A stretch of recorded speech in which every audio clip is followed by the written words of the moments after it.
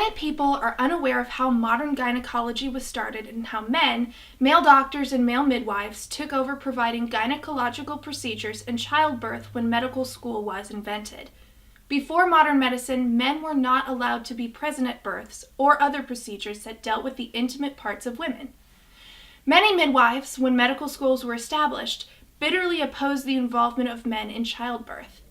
Some male practitioners also opposed the involvement of medical men like themselves in midwifery, and even went as far as to say that male midwives only undertook midwifery solely for perverse erotic satisfaction. Midwives played a role in the development of obstetrics, for through most of the 20th century, midwives have been thrust to the sidelines. Fortunately, midwifery is making a comeback, and thousands of women enjoy the care of midwives and OBs. Either way, midwives are the ones who have assisted women during labor for thousands upon thousands of years. Without them, and their copious amounts of knowledge, the first rung of obstetrics would have never been climbed. In fact, until the 20th century, the science of obstetrics was still referred to as midwifery in medical schools, and obstetrics is the Latin word for midwife. Once the field of medicine and the arena of pregnancy and childbirth were usurped by modern medicine, all doctors, including obstetricians, were men. The first female to graduate from medical school was Elizabeth Blackwell back in 1849, although it took more than a century and a half for female doctors to be considered normal. It became normal to see female doctors in practice. In fact, as of today, in 2019, there are many female doctors in different specialties, especially family medicine, pediatrics and obstetrics, and gynecology. A majority of OB/GYN residents are females today. Some OB/GYN residency programs in the United States, as of 2019, have only female residents and no male residents. Here are some facts about first male gynecologists in America.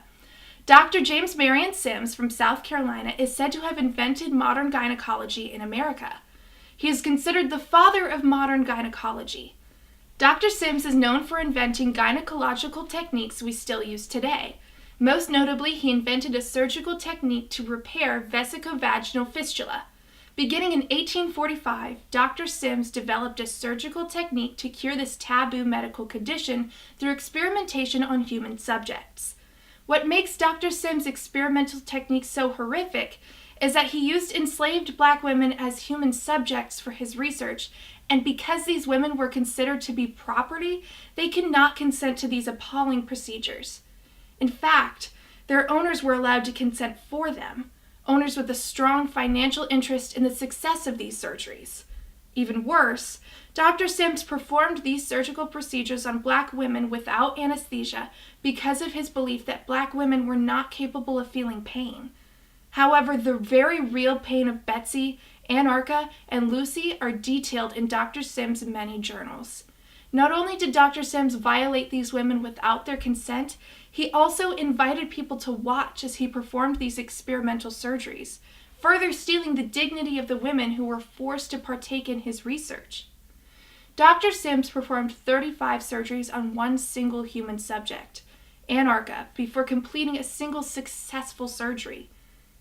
In October 1889, Dr. Howard Atwood Kelly was appointed the first professor of gynecology and obstetrics, and is universally regarded as establishing gynecology as a surgical specialty. By the late 19th century, the foundation of modern-day obstetrics and midwifery began to develop. Delivery of babies by doctors became popular and readily accepted, but midwives continued to play a role in childbirth. The American College of Obstetricians and Gynecologists, founded in 1951, is a professional association of physicians specializing in obstetrics and gynecology in the United States. It is an organization with a membership of approximately 58,000 obstetrician gynecologists and women's healthcare professionals.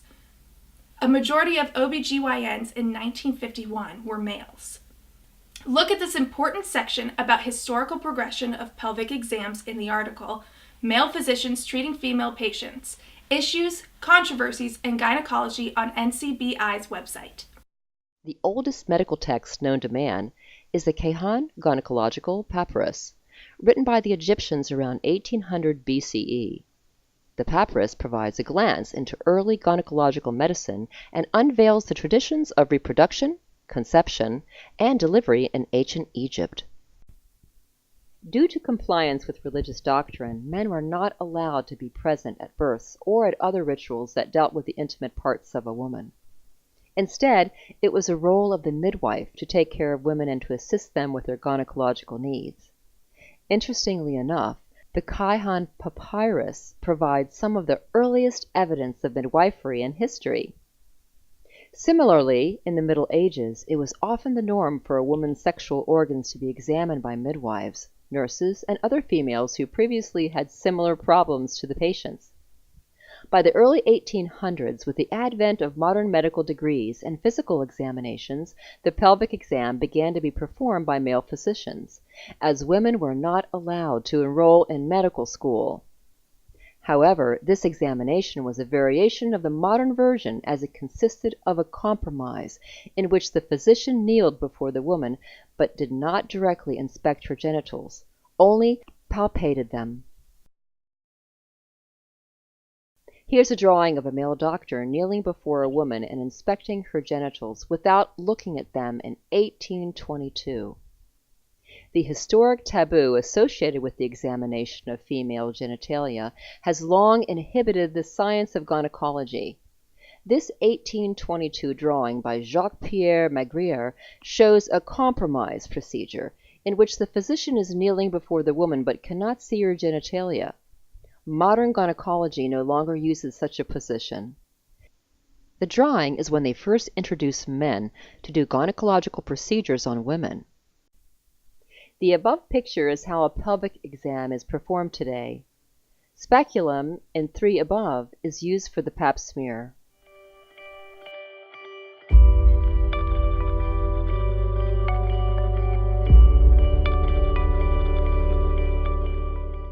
In addition, it was during this period that the use of a chaperone became a part of the clinical examination.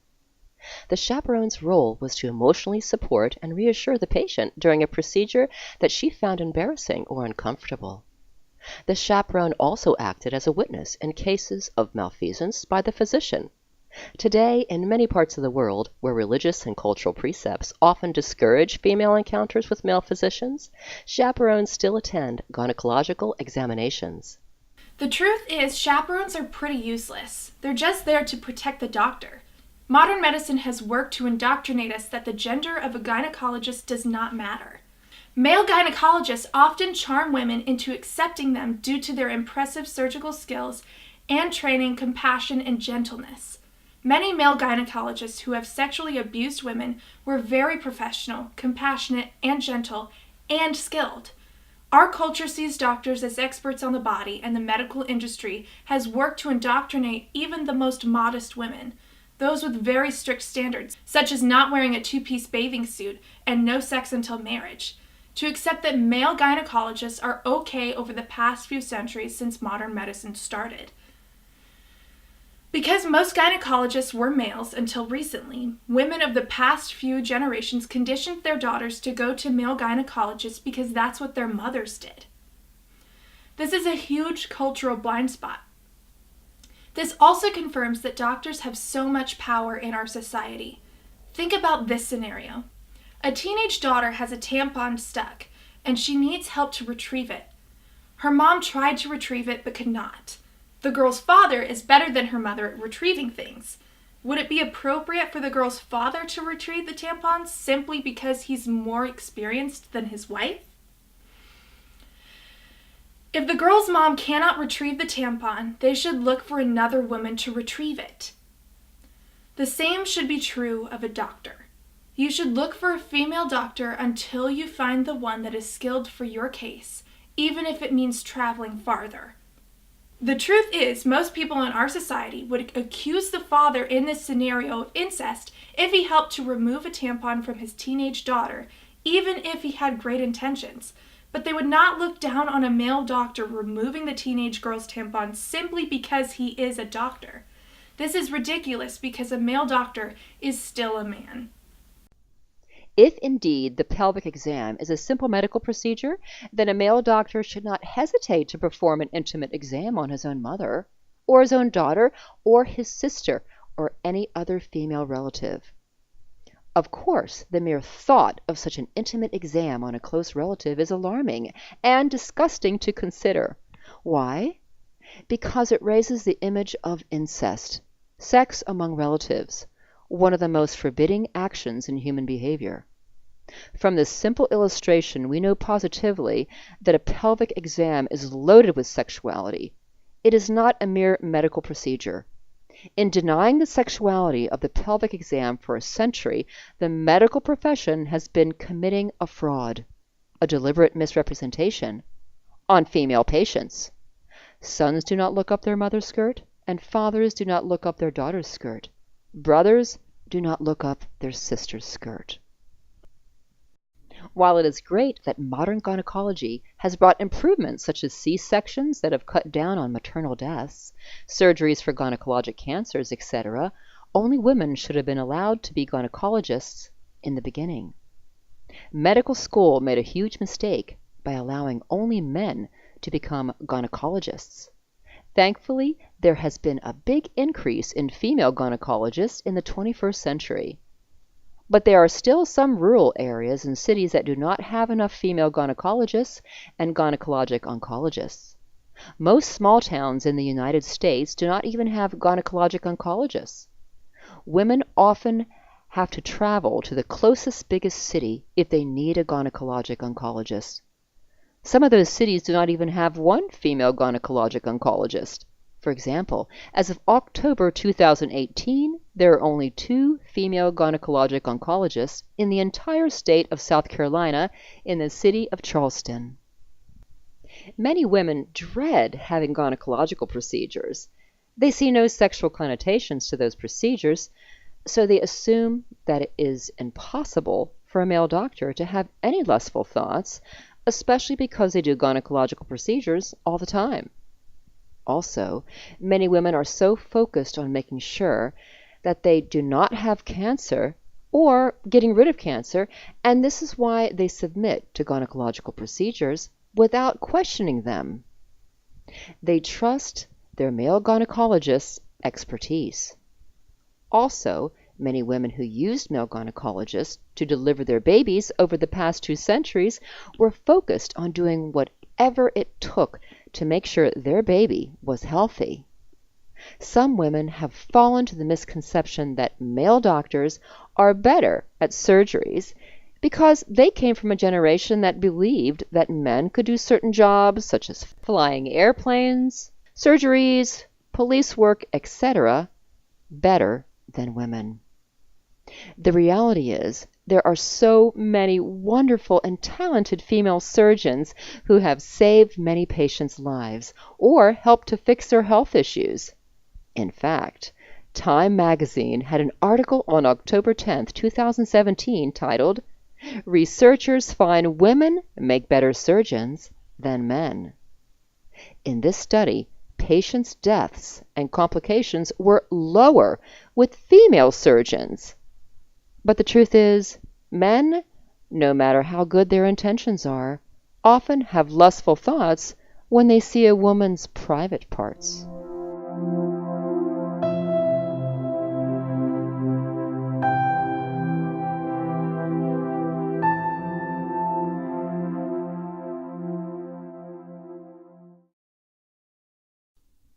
Male doctors are no different from other men. Male doctors often have normal sex lives. Many of them are married with children. No amount of training changes the fact they are men. Interestingly, many women who go to a male gynecologist would be very upset if their husbands were gynecologists. Many of them would never consider marrying a male gynecologist because they cringe at the thought of their husbands seeing and handling private parts of other women for a living. Women and men differ in their sexual responses. Rare is the man who can approach the idea of being asked to touch a naked female in her intimate parts in any context without a hint of sexuality entering his mind. Females are usually only eroticized by proper mood and situation, but the male sexual response is visual, tactile, and immediate. This is exactly why women rarely think about how a gynecological procedure could be sexual for a male doctor. Sadly, some female gynecologists are very insensitive to women's modesty today because they see nothing wrong with referring a woman to another male doctor, such as a gynecologic oncologist or fertility specialist. Many female gynecologists rotate with male gynecologists who could deliver their patients babies. Also, some female gynecologists use male medical personnel, such as medical students, residents, nurses, etc., to assist them with gynecological procedures. Some female gynecologists have been desensitized in medical school that gender does not matter and that modesty is not important. Some women are not really aware with what a gynecologic oncologist is, unless they or their family members have been referred to a gynecologic oncologist because it is suspected that they could have a gynecological cancer. Women are often taken off guard when they're referred to a gynecologic oncologist because they are so worried about having cancer, and they may put modesty aside for at least a while until they really think about it. One female doctor even tried to persuade a woman who made it clear that she would not accept a male doctor for female health issues to see a male gynecologic oncologist in case she needed surgery because it was suspected that she might have endometrial cancer. This female doctor said everyone raves about him and argued that he was a great doctor, but the female patient did some research and found out that some patients had actually complained about him. One female gynecologist in an all-female practice that does not rotate with male doctors for delivering babies will refer women to a male gynecologic oncologist, who she argues is very good. Male gynecologic oncologists often have a good reputation in the medical community because many of them hold high positions, such as professor at a medical school, director of robotic surgery at the hospital, the top surgeon who has done thousands of surgeries, etc.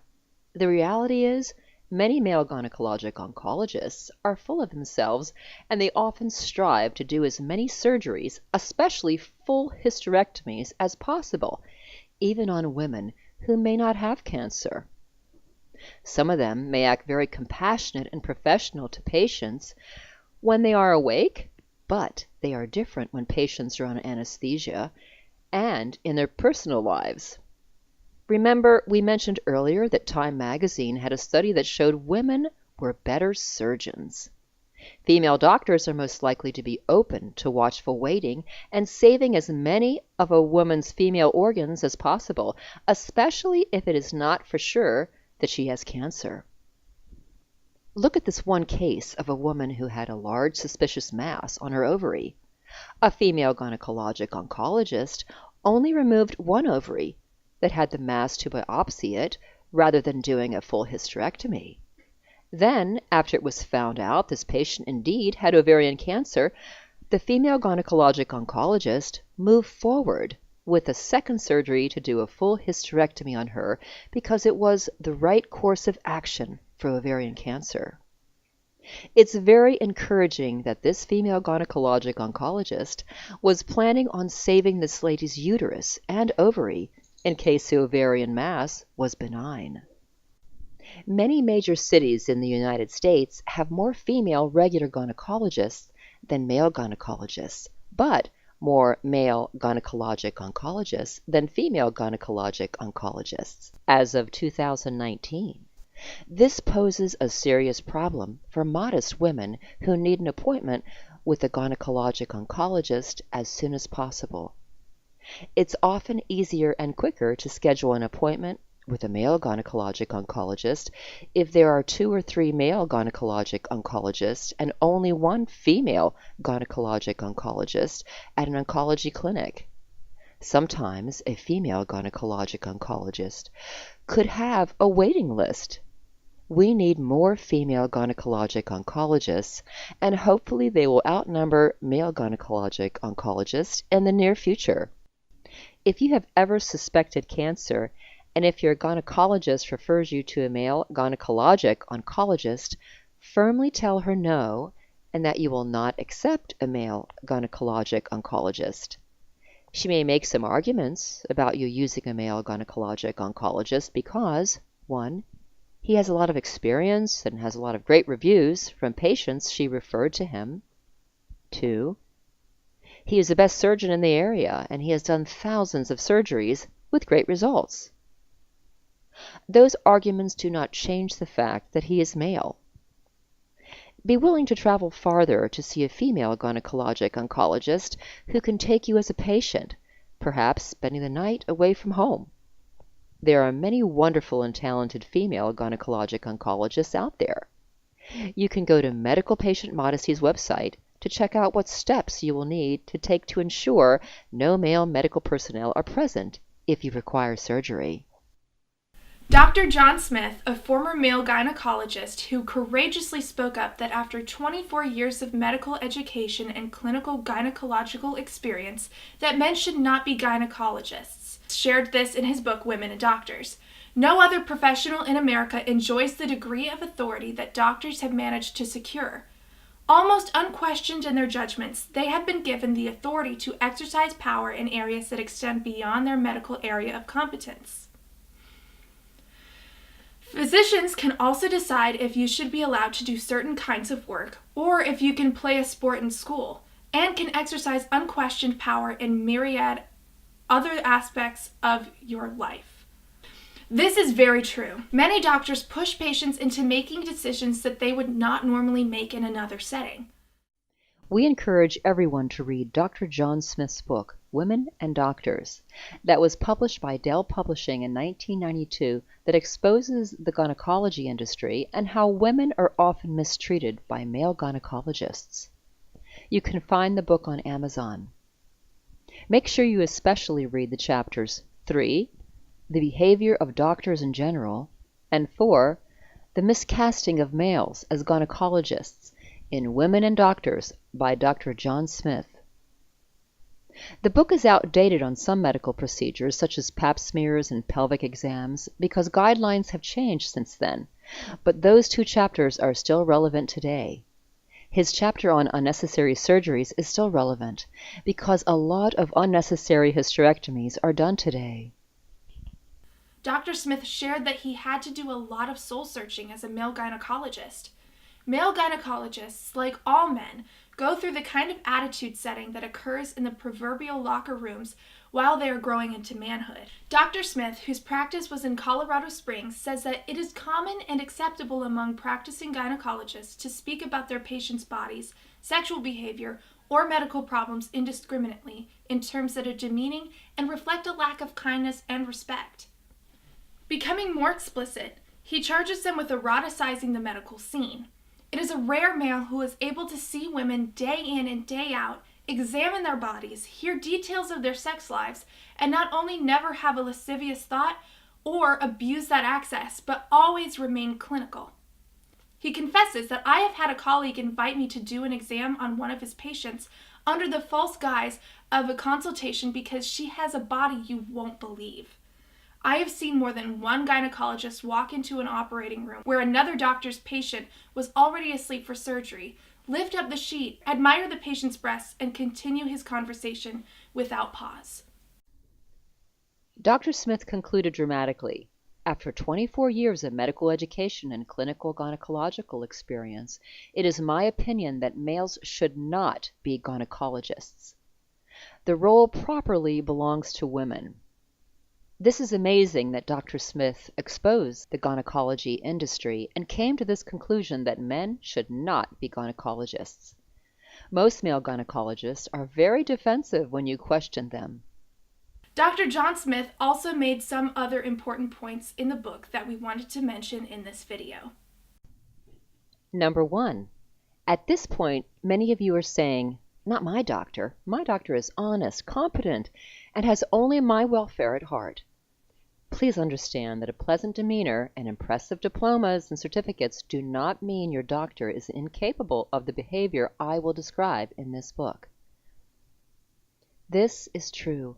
Many of the male gynecologists who have abused women fool their patients by their professionalism, knowledge, and compassion. Number 2. Too often, women rely on gynecologists' reputation. And if it appears to be good, they assume the gynecologist, too, is good. It is rare to hear information about how bad a doctor is, except from former patients, and they often do not have a large audience.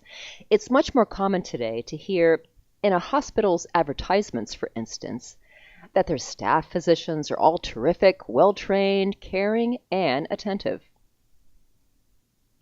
This is very true. In fact, many doctors are able to have their negative reviews from their patients on their websites removed. One hospital in Ohio continued to show an ad about how wonderful one colorectal surgeon was, even after he had anally raped a patient. Number 3. What do you call it if a doctor subjects your daughter to a breast and pelvic exam when there is no medical indication for it and your daughter did not ask for it? Is it any less a sexual assault than her being fondled and disrobed by a date who thinks he has the right? This is very true. In fact, a male doctor who claimed to be a Christian got away with doing unnecessary breast exams on high school students for sports physicals in a small town in North Carolina. If he had been a teacher instead, he would have been fired from his job and possibly sentenced to time in prison for sexual abuse. Look how long it took for Dr. Larry Nassar, the former doctor for U.S. women's gymnastics team, to get in trouble for sexually abusing over 150 girls and women. Number 4. In recent years, we have recognized the seduction of a woman by her psychiatrist is in fact a criminal act. Similar abuse occurs in the gynecological setting, but it is called something else. Perhaps because women have not felt sufficiently empowered to threaten gynecologist positions, these doctors have not been subjected to the same level of scrutiny as other professionals. This is very true. So many gynecologists can get away with abusing women. Many women are too embarrassed or scared to report their gynecologists. Many women want to report their doctors anonymously, but this is not possible, so they just stay silent. Also, most medical boards won't do much about gynecologists who have abused women. In fact, medical boards in some states are often secretive about complaints they may have received about sexual abuse by doctors. Number 5. Hysterectomies are deliberately sold to women by doctors who use the operation as their major source of income. They are done by well-meaning but misguided physicians who believe women are better off without their uterus. Mostly they are done by male physicians who were trained in a milieu that did nothing to alter their ingrained male prejudices about women, and that reinforced the attitude that it is all right to decide for a woman what she needs, instead of giving her knowledge and power to make the decision for herself. This is true. The United States has the highest rate of hysterectomy in the world. Approximately 600,000 hysterectomies performed each year in the United States. It is estimated that 85% to 90% of all hysterectomies are unnecessary, so it's important for the women to get a second opinion and do some research on alternative options before they proceed with a hysterectomy. Gynecologists, hospitals, and pharmaceutical companies make more than $17 billion a year from hysterectomies. Also, male gynecologists are more likely to do unnecessary hysterectomies on women. In fact, one OB/GYN practice in North Carolina that has 3 male gynecologists has a very high hysterectomy rate. They've done so many unnecessary hysterectomies on women, mostly for benign conditions, including one lady in her 70s for a prolapsed bladder that was unnecessary. Some doctors use scare tactics to push women into having a hysterectomy, such as telling her that she could develop cancer later due to endometriosis or another benign condition that she has. Also, many doctors tell postmenopausal women and women who do not plan on having any more children that a hysterectomy is a good option for them without telling them the long-term risks, such as heart disease, high blood pressure, etc., they could develop as a result of the hysterectomy later in life. Hysterectomy is only medically necessary for saving a woman's life. Hysterectomy should only be done in the case of several life-threatening conditions. Invasive cancer of the uterus, cervix, vagina, fallopian tubes, and or ovaries. Unmanageable infections such as gangrene on the uterus that could cause sepsis. Unmanageable bleeding. Serious complications during childbirth, such as rupture of the uterus.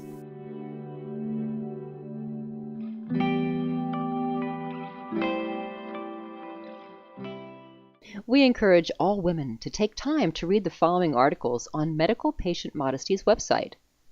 They can be found under Female Patient Modesty. Number 1. Are Pap smears necessary for virgins? Number 2. Truth about Pap smears. Number 3. Truth about pelvic exams. ACOG has misguided guidelines about Pap smears and pelvic exams because they have had the same guidelines for all women and age groups. The truth is, pelvic exams are basically useless for healthy women who are not pregnant with no symptoms. ACOG does not address that some women may be at a higher risk for cervical cancer, while some women, such as complete virgins who have never engaged in any kind of sexual activity, basically have zero risk for cervical cancer. 99% of cervical cancer cases are caused by HPV, a sexually transmitted disease. Pap smear is a screening test for cervical cancer only. Ovarian cancer is extremely rare, and the most reliable way to diagnose ovarian cancer is through an ultrasound or blood test, not a pelvic exam.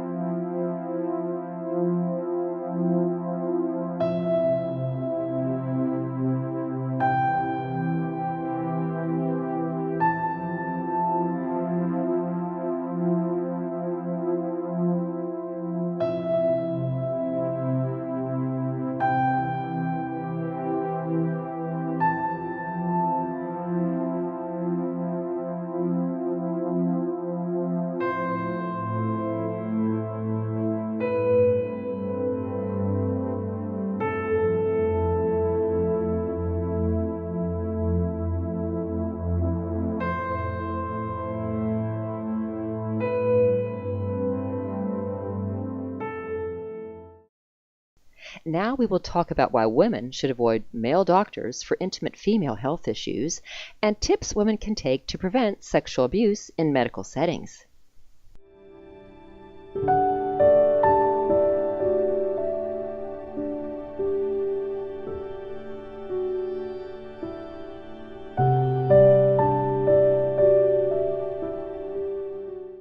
It is prudent for women to avoid male doctors for intimate female health issues. It's always a risk to allow a male doctor to do intimate procedures such as colonoscopies, pelvic exams, Pap smears, rectal exams, and breast exams on you. Countless male doctors and other male medical professionals have sexually abused female patients. A woman is at far greater risk of becoming a victim of sexual abuse at the hands of a male nurse, a male doctor, or especially a male gynecologist than she is from a man in the general population. Sexual abuse and voyeurism by male doctors would most likely not have happened if male doctors had been discouraged or even prohibited from performing intimate procedures when modern medicine began. We strongly encourage women who have a male gynecologist to switch to a female gynecologist. If your area does not have any female gynecologists, you should look into traveling to another town, even if it takes over an hour. We'll discuss a number of reasons why women should avoid male doctors for intimate procedures.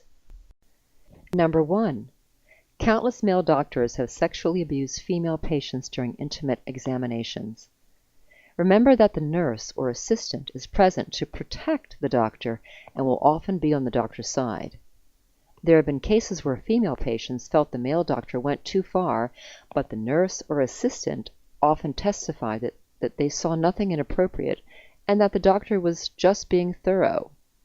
There was one case where everything happened so quickly that took the nurse off guard, and she was not able to report what happened until the female patient left.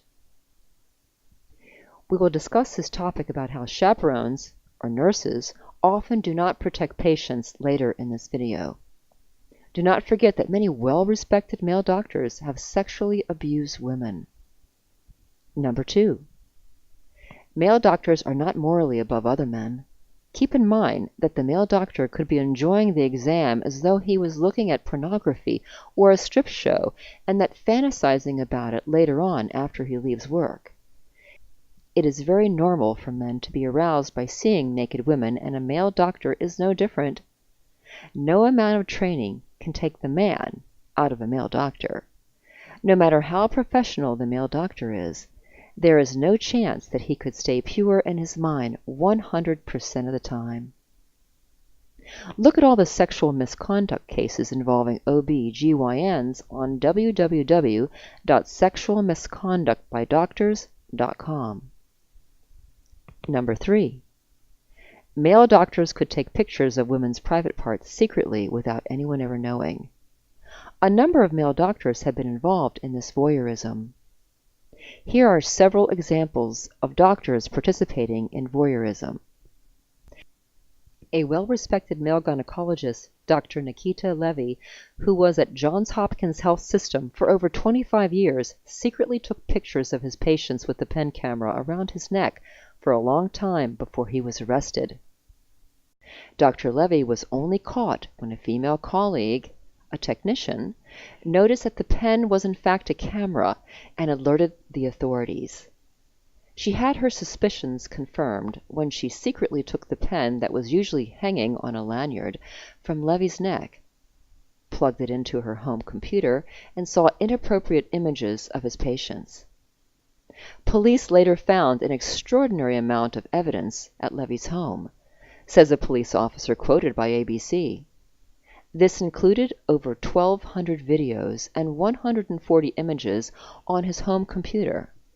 Think about how these women were further violated by having their nude images being viewed by teams of police personnel. Dr. Levy delivered many babies and helped a lot of women with female health problems. He was well respected in the medical community. His wife was a nurse at the hospital too. Many people say he was a super nice person and very caring. He was a family man with children who was involved in the community. Dr. Levy committed suicide after he was fired from the hospital. In a note left for his wife, he said, in part, "I am sorry, but I could not bear to see you suffer with this truth." Here's a picture of Dr. Levy holding a baby that he most likely helped to deliver from a New York Post article.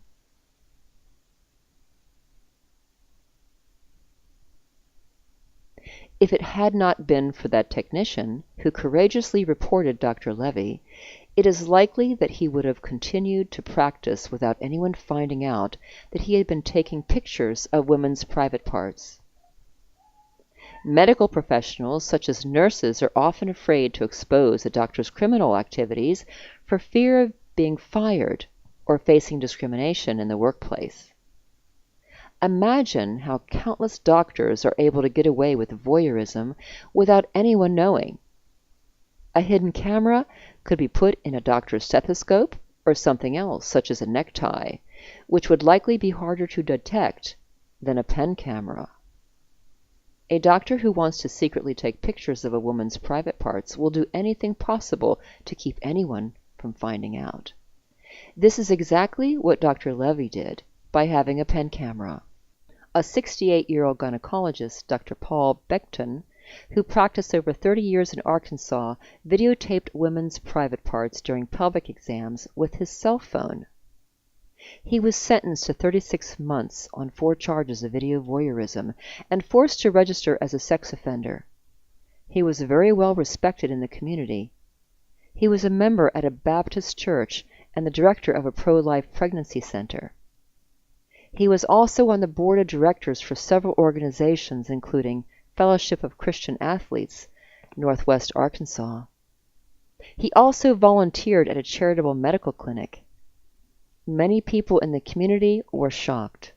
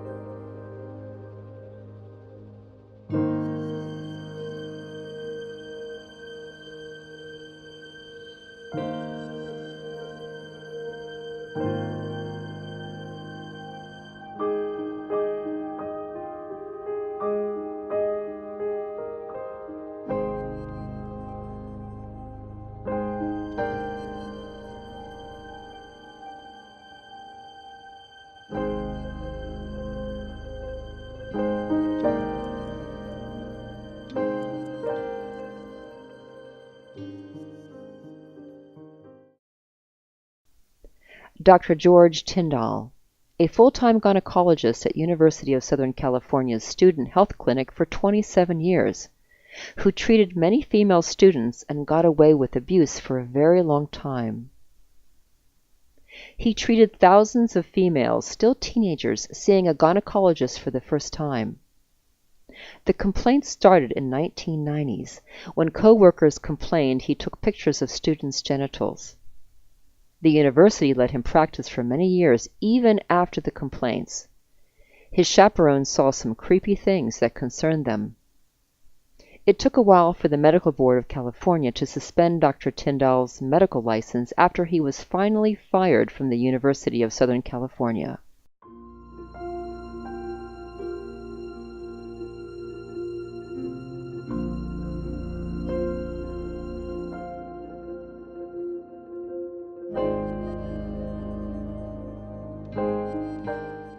"73-year-old male oncologist in Albuquerque had an affair with an employee in his practice who was also his patient.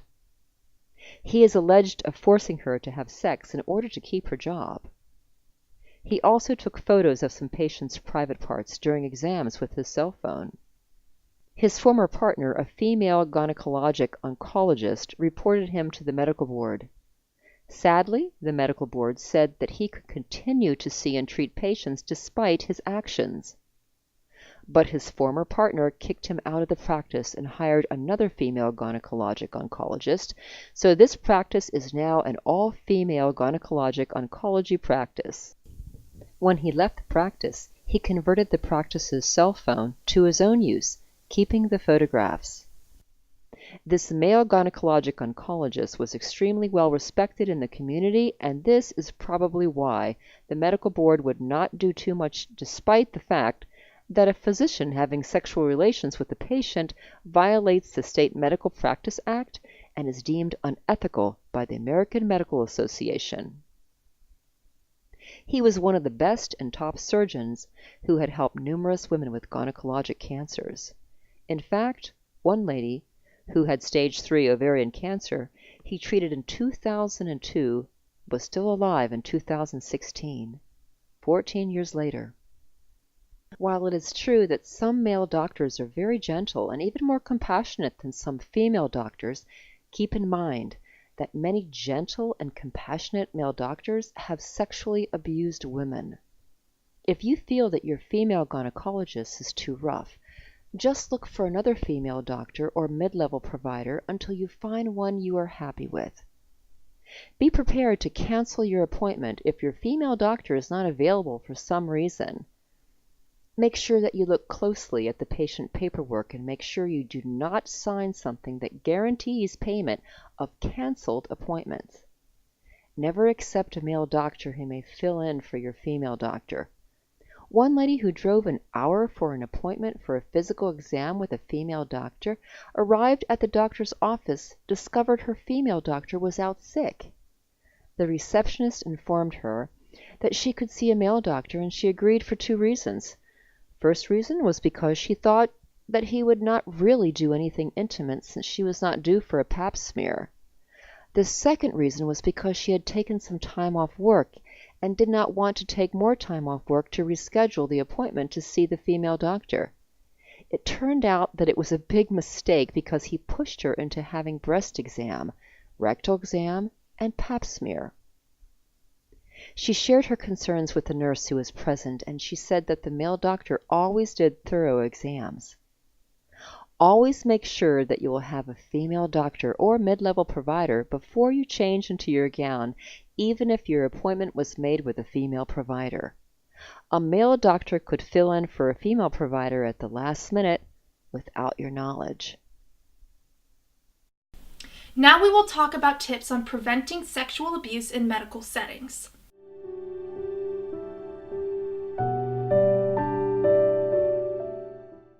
In our society, girls and women are always given tips on how to protect themselves from sexual abuse, but you rarely hear about how to prevent sexual abuse in medical settings.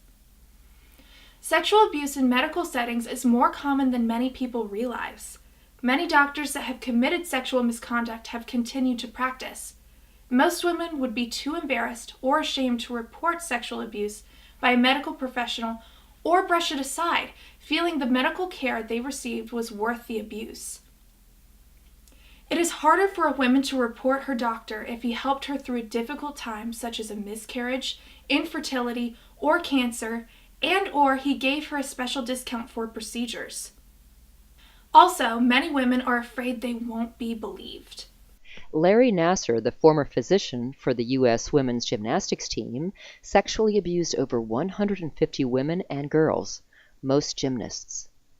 He did pelvic floor physical therapy that uses internal vaginal soft tissue manipulation or massage to relieve pelvic pain by accessing muscles that could not be reached any other way. This was unnecessary for his patients. He claimed that it helped with lower back pain and hip pains. This is primarily used for conditions like persistent pelvic pain, bowel and bladder problems like incontinence, and painful intercourse. Doctors usually do not do pelvic floor physical therapy, and they usually refer patients to physical therapists who specialize and are certified in it. And most of those therapists are women. Dr. Nassar duped patients, parents, and other physicians into believing that his treatments were medically appropriate, even after complaints were lodged. Even some girls had their mothers present when Dr. Nassar abused them. Dr. Nassar was sentenced to 40 to 175 years in prison. The truth is, Dr. Nassar had no medical reason to ever do intimate procedures on the girls since he was a sports medicine doctor. Here are tips on how women can prevent sexual abuse in medical settings. Number 1. Do not go to a male doctor for any intimate procedures on female organs. If you already have a male gynecologist, you should look at switching to a female gynecologist. There are so many good female gynecologists or nurse practitioners you can choose from. Having a nurse or an assistant present in the room with the doctor doesn't guarantee that nothing inappropriate would happen to you. Remember that the nurse or assistant is present to protect the doctor and will often be on the doctor's side. There have been cases where female patients felt the male doctor went too far, but the nurse or assistant felt he was simply doing thorough examinations. There was one case where everything happened so quickly that took the nurse off guard, and she was not able to report what happened until the female patient left. It would also be prudent to have a female doctor perform your colonoscopy if you must have the procedure. Some male gastroenterologists have taken advantage of women while under anesthesia for colonoscopy. Here are some examples of doctors abusing women during colonoscopy and rectal procedures. A top and well-respected colorectal surgeon, Dr. Ryan Williams in Ohio, anally raped some women who were sedated or under anesthesia. He helped many patients who had colon cancer, which makes this case even more difficult. One hospital in Cleveland, where the first case happened, did not renew his contract, but did not tell the other hospital that hired him about the allegations. The second hospital later put him on administrative leave. But the medical board in Ohio has not suspended his medical license yet as of 2018. You can find more information on him by looking at proctology on sexualmisconductbydoctors.com. A Fort Myers doctor, Dr. Asif Kothuri, sexually assaulted some female patients during a colonoscopy. A nurse who watched him courageously reported him. The nurse could not keep him from sexually assaulting those patients. It is pretty common for doctors to abuse patients in the presence of a nurse. Those women would probably have never known that they were assaulted if it had not been for this nurse. Most nurses feel too intimidated to speak up when a doctor does something wrong. This is exactly why it is prudent for a woman to have her colonoscopy done by a female doctor. A Texas doctor, Dr. Anuruddha Chatale, abused many female patients during a colonoscopy. Some nurses complained, but the hospital ignored the complaints for about 2 years. One lady who he assaulted woke up with the doctor's semen on her face. Dr. Chatale agreed to permanently surrender his Texas medical license. Check out gastroenterology and proctology physicians on sexualmisconductbydoctors.com to see more doctors who have abused patients under Sexual Misconduct Cases by Physicians tab. Even with female gynecologists, you have to take some precautions. It is very rare for female gynecologists to commit sexual misconduct, but it is possible. Some female doctors are very coercive when it comes to doing things. You need to speak up about things you don't want to be done to you. For example, one female gynecologist ignored a lady's wishes in writing that she didn't want any medical students present for her C-section. Number 3. Do not allow yourself to be pressured into having a pelvic exam, pap smear, or breast exam at any doctor appointments. Some female patients have gone to the doctor for other health concerns and were pressured into having unnecessary examinations. For instance, if you go in for a sore throat and you think you may have strep throat, don't spend time listening to a lecture by a doctor about how important it is to have a pap smear and that you need one today. If something like that happens, tell the doctor you are not interested and you only want to talk about the reasons you came in. For example, your throat is sore. Number 4. Don't undress or put on a medical gown when it is unnecessary or you feel uncomfortable. Most procedures and tests, including blood tests, blood pressure tests, stethoscope heart exam, eye, ear, nose, and throat examinations, as well as throat cultures, can be done fully clothed. If your concern is an infection or suspicious spot on your skin, only uncover that part of your body and consider wearing a skirt, short sleeves, shorts, and socks or knee-highs to uncover the area of concern while remaining clothed. You should think in advance about what parts of your body the doctor should examine and dress accordingly.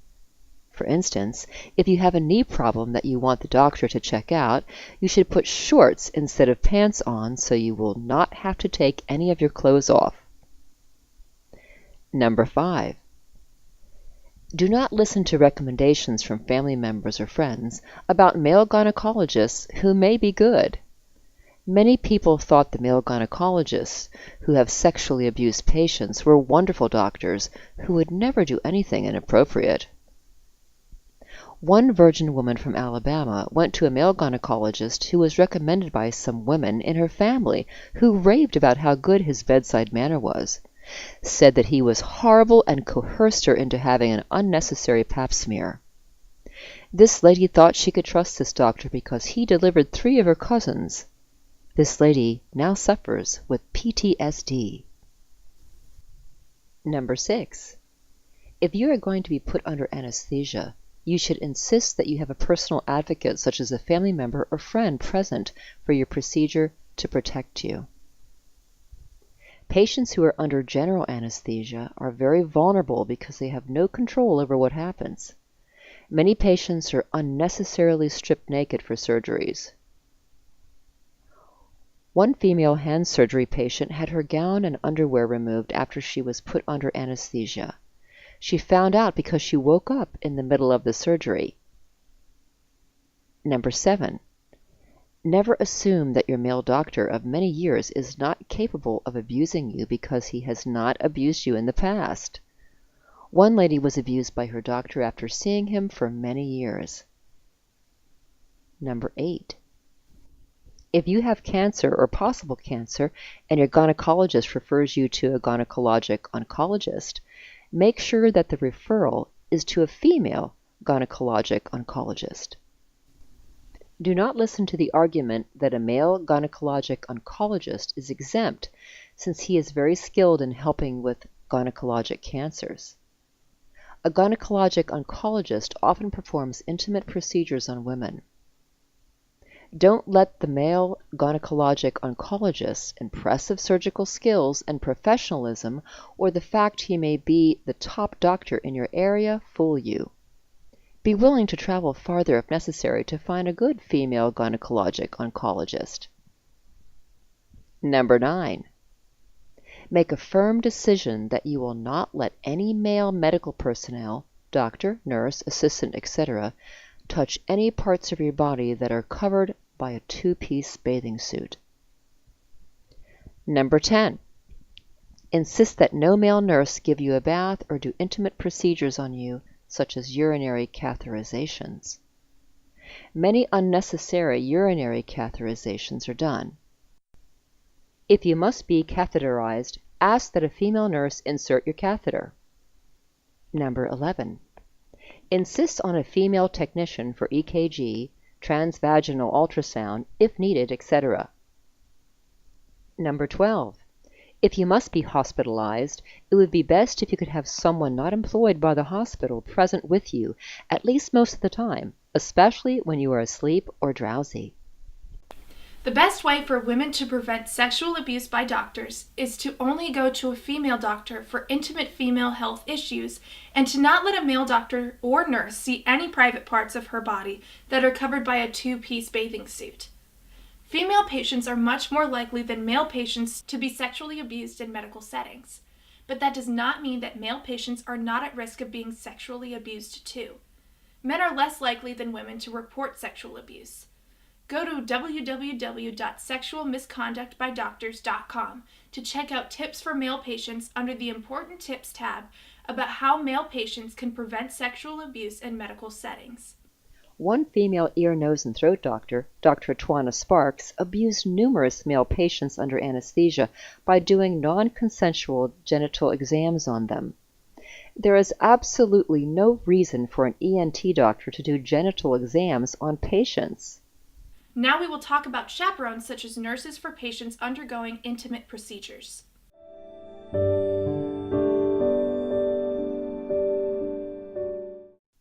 Many people falsely assume that patients will be protected from sexual abuse and wrongdoing by a doctor if a nurse or medical assistant is present.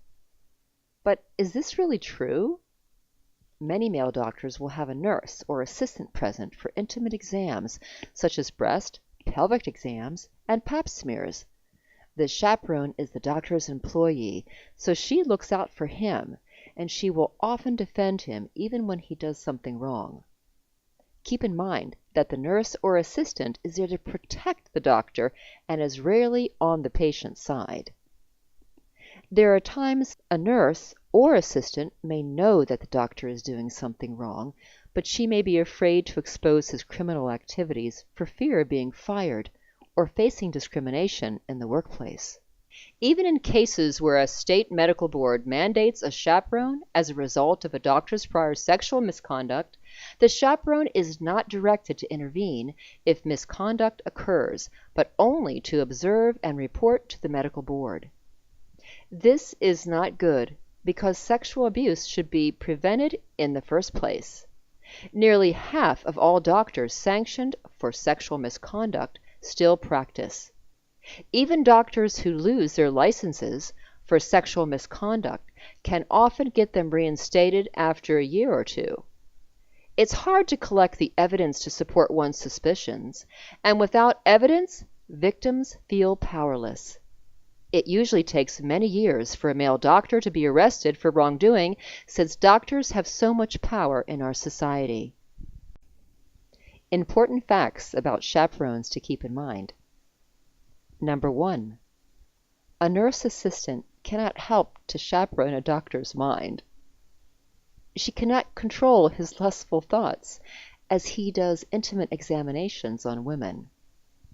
Check out the Time and Tide article, a publication by American Medical Association, about a doctor who confessed he had lustful thoughts toward a woman as he did a pelvic exam on her, at www.patientmodesty.org/avoidmaledocs.aspx. Look at all the sexual misconduct cases involving male doctors in the news at www.sexualmisconductbydoctors.com. Number 2. A nurse assistant rarely will advocate for your wishes. Number 3. A nurse assistant rarely helps to prevent sexual abuse. Abuse usually happens so quickly. Number 4. Doctors are able to get away with more unnecessary invasive exams if a nurse or assistant is present without getting in trouble. Why would the presence of a nurse make acceptable any exam that bears no relevance to the patient's presenting concern? Here are 2 examples to consider. Number 1. Breast and external genital exams performed by an endocrinologist on a woman presenting for suspected hyperaldosteronism would be inappropriate with or without the presence of a nurse. Number 2. Breast exam performed by a doctor on a lady who has jaw pain. For those who are interested in learning about modesty in medical settings from a biblical perspective, it is recommended that you check out this website. Make sure you check out the article, Are Male Gynecologists Biblical? Please share our website, patientmodesty.org, with your family and friends. Patient modesty is an important issue that is rarely discussed.